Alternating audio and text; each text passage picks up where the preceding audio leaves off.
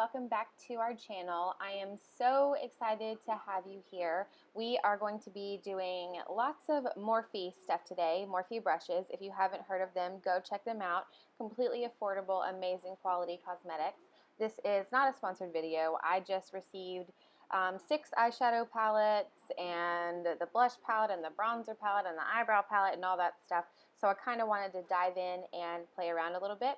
I did not really have a plan today. We kind of ended up with this Taupe Smokey Eye from the 35T palette because I was most excited about this one. So we're just going to dive right in. We're going to start with a clean, primed face, and I went ahead and applied foundation as well, but I did not put on any concealer. And I did do a little bit of a cream contour just kind of beforehand. So I'm going to apply Painterly as my base, as a nice eyeshadow primer. This is from MAC. They're paint pots. If you've never tried them, they're awesome. And I'm going to apply that from my lash line to my brow bone. This is going to create a perfect base for our eyeshadow and keep it in place all day long. Then I'm going to be using the Angel Merino brush set for the most part today, also by Morphe. These are fabulous brushes. And I picked up the AC37, it's just a big fluffy blending brush, and I'm going to use the first color in that 35T palette. It's a perfect color to set the Painterly. Anytime you use a cream eyeshadow primer, if you dust a powder over it, like a translucent powder, or in this case I'm just using this lighter shade, it creates the perfect platform to blend all of your other powder shadows, so that's definitely recommended. I'm just taking this and seriously just buffing it all over my eyelid, focusing mostly on the crease.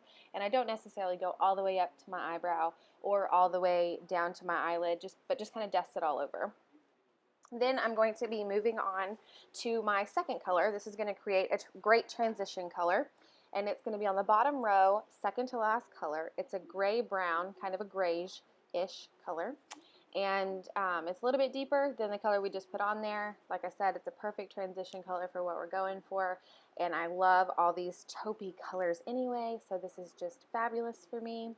And it looks like I picked up another brush that I have no idea what the name of it is. It's just from a palette that I got it, or a brush set that I got at Macy's, and it's just fluffy enough, and I like it. So I wish I could tell you, but I have no idea. It's just fluffy. So then, and if you can tell, I'm really light-handed with this right now. The further down you hold your brush while you're putting your makeup on, the lighter the application is going to be and the lighter the blending is going to be. Generally, I will start with that and then I will work into deeper colors later.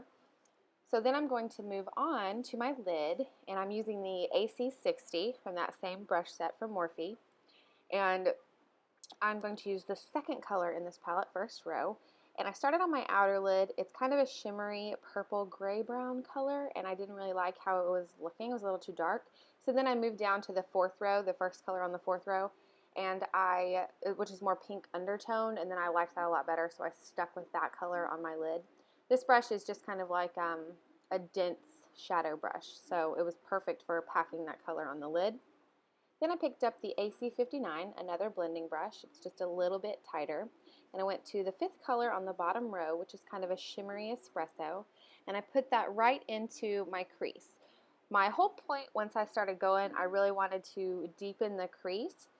And sometimes when you use shimmery colors, if they are not super, super dark already, it takes a minute to kind of build up to the level that you want. So I kind of skipped ahead and picked up an even tighter bristled blending brush, the AC58, and I chose the fourth color on the bottom row, which is a deep purpley matte brown, or taupe rather. So that helped out a ton because I was able to really deepen that crease color and get it to the depth that I wanted. And then you can go back in and you can apply the shimmery shades on top if you wanted to keep the shimmer look throughout.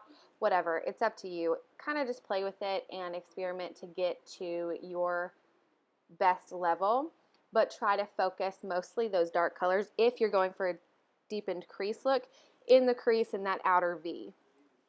I have lots of skin on my eyelid, so I have to kind of hold my face in place, so to speak, so that my skin doesn't move all around. Hopefully you don't have that problem because it sucks.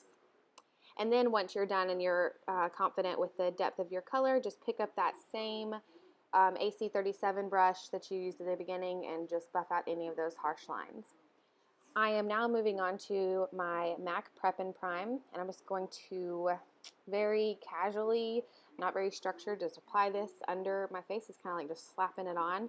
I just needed some brightening in my under eye area more than my concealer would do because I had been up really late the night before. So then I'm going to take my regular concealer, my MAC Pro Longwear in NW20, and blot that right under there, and then just blend it all in with sponge. This is from Ulta. Not really my favorite sponge, but whatever. I don't know the name of my blue one that I usually use. Then I'm going to set my under eye area with the Anastasia Beverly Hills Contour Kit in Sand using the AC51 brush from that same set. These brushes are so soft, y'all. I totally recommend it. And then just down the bridge of my nose, my forehead, my chin, anywhere that I put the highlighter earlier. So that right there is the Morphe eyebrow palette. It comes with 6 colors and kind of a waxy color on the side, or not color, a wax on the side. I recommend filling in any sparse areas with the powder and then setting it with the wax and then going back over it with a little bit of powder because the wax will make your eyebrows look a little greasy, and sometimes that's just not cute unless that's what you're going for. Whatever you're into, doesn't really matter. My eyebrows need to be done so badly. I feel like I say that every time, but nobody's got time, or at least a lot of moms don't have time to be making sure my eyebrows look perfect all the time. So then, after that's all set and done, we are going to move on to our lower lash line. And I'm going to be using just that flat brush there, also from the same Angel Merino palette. And it's called an AC62. And then I'm going to use that first color that we use to set everything, set the painterly. Then I'm going to follow it with the grayish color, and then I'm going to follow that with the purple brown. The brush that I just picked up, it's like it's a more precise blending brush, or a fatter pencil brush if you wanted to call it that.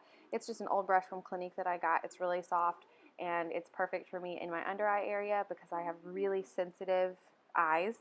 So if I were to take a really fluffy blending brush and do it right there, it would just irritate me, but that would work just fine as well. Or obviously any sort of pencil brush would be great in that same area. And if you're finding that you're not getting the depth that you want, you can always go back and apply more product. So it just depends on how much of a hurry you're in and what you're going for and all that. There are no rules in makeup, so you do you. Okay, so then we're going to move on to eyeliner.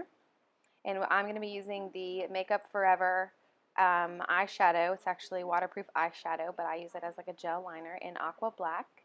And I'm going to be using the angled brush that is in that same Angel Merino set, and it's the AC63. I'm just going to draw like a straight wing out, and that's not usually how I do it. I don't know why I felt like doing it like this right now. And then I actually decided I didn't really like it, so I was going to draw my normal wing, which goes with my eye shape a little bit more. It's more almond and upwards.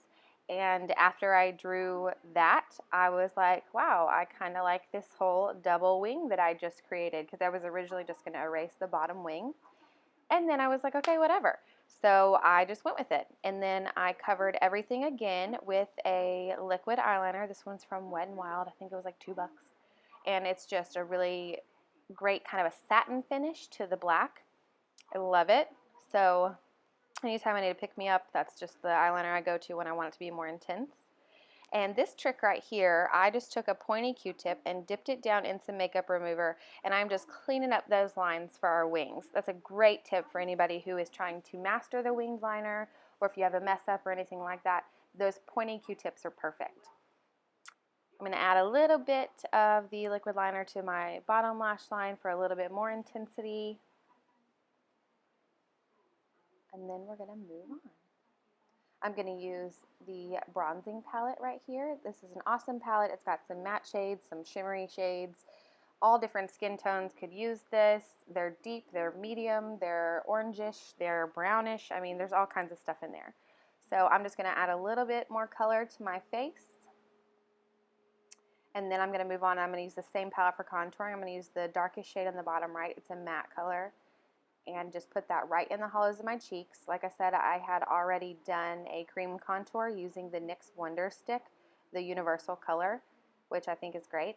And then as I was doing this, I was noticing kind of a purplish reddish tint to it, and realized that my daughters had gotten a hold of my brushes and stuck that one into the blush. So into probably my NARS blush, which is like a really deep color. And so my face kind of has that tint to it, but I didn't care.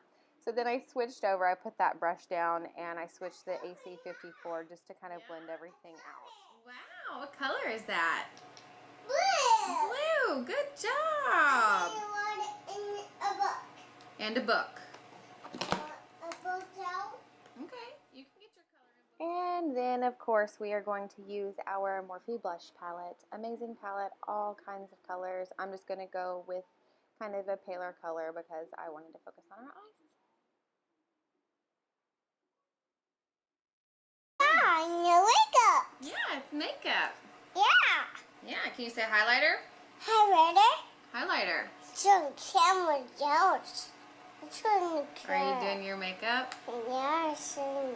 And as always, we're going to use our Becca highlighter in Moonstone. I love it, can't get enough of it, so I'm just using it all the time these days.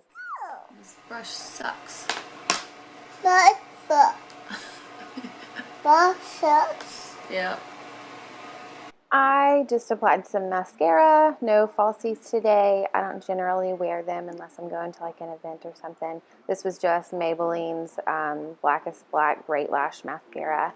And then we are going to line our lips. I started with the NYX liner in Natural, and I wasn't totally digging it. I covered it with Soft Matte Lip Cream in Istanbul, also NYX. Anastasia did the same. And then I ended up actually adding some MAC lip liner in Night Moth on the outer corners for like an ombre effect. And that completed my look for today. I hope y'all liked it and you learned something. And if you did, go ahead and give it a thumbs up and subscribe and comment. And let me know if y'all have any questions or of anything that y'all want to see next. Thanks so much, and I'll see y'all later. Bye. Leave that shut.